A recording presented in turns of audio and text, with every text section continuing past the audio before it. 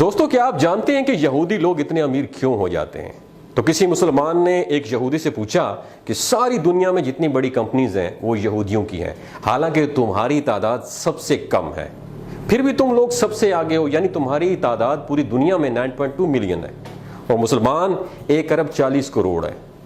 تو آپ اتنے زیادہ طاقتور کیسے ہو گئے؟ تمہاری قوم میں کوئی انسان بھیک نہیں مانگتا۔ تو اس پر یہودی نے جو جواب دیا، آپ نے دماغ کی کھڑکیوں کو کھول کے وہ جواب سنا ہے۔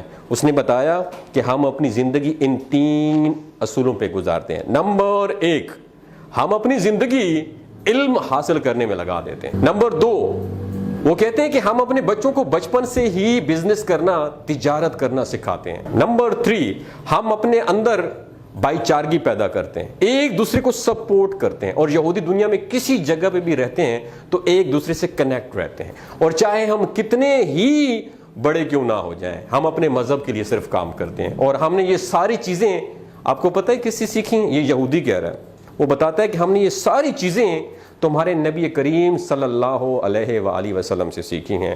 اللہ اکبر۔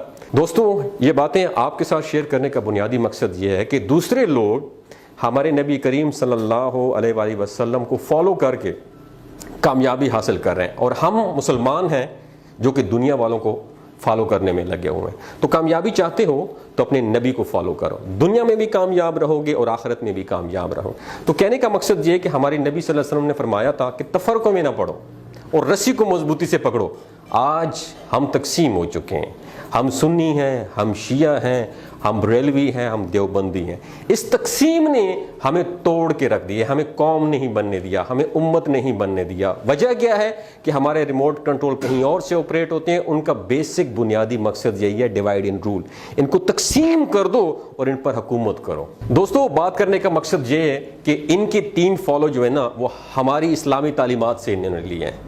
یہ بھائی چارگی کو اپناتے ہیں، ہمارے اندر بھائی چارگی بالکل بھی نہیں ہے، ہم بالکل بھی ایک دوسرے کو دیکھ ہی نہیں سکتے۔ ان کا دوسرا جو قانون تھا وہ یہ تھا کہ اپنے بچوں کو بزنس کرنا سکھاتے ہیں۔ ہم لوگ کیا کرتے ہیں؟ ہم اپنے بچوں کو نوکر بننا سکھاتے ہیں۔ اور تیسری بات، یہ ساری زندگی علم سیکھتے رہتے ہیں۔ میرا آپ سے سوال ہے، آپ نے سیلف ڈیولپمنٹ کے اوپر کون سی لاسٹ ٹائم آپ نے کتاب پڑھی ہے؟ آپ نے قرآن کو ترجمے اور تفسیر کے ساتھ کب پڑھا ہے؟ صرف ثواب کی نیت سے پڑھا ہے۔ دوستو، یہ کہنے کا مقصد یہ ہے، اپنی اسلامی تعلیمات پر غور کرو، آپ دنیا کی سب سے عظیم قوم بن جاؤ گے۔